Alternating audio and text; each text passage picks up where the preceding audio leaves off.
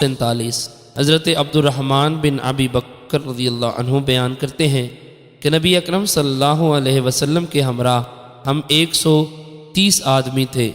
آپ نے فرمایا تم میں سے کسی کے پاس کھانا ہے تو ایک شخص کے پاس 4 کلو گرام آٹا تھا، اسے گوندا گیا۔ پھر ایک مشرک آیا جس کے بال بکھرے ہوئے اور قد لمبا تھا، وہ اپنی بکریوں کو چرا رہا تھا۔ نبی اکرم صلی اللہ علیہ وسلم نے فرمایا یہ بکریاں بیچو گے یا یوں ہی عطیہ دو گے؟ اس نے کہا بیچوں گا۔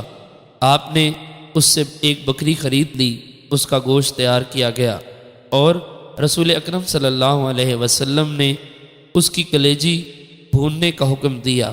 حضرت عبدالرحمن فرماتے ہیں اللہ کی قسم ان 130 میں سے ہر ایک کو رسول اکرم صلی اللہ علیہ وسلم نے اس کی کلیجی میں سے حصہ دیا، اگر موجود تھا تو عطا فرمایا اور اگر غائب تھا تو اس کے لیے رکھ لیا اور گوشت 2 پیالوں میں ڈال دیا۔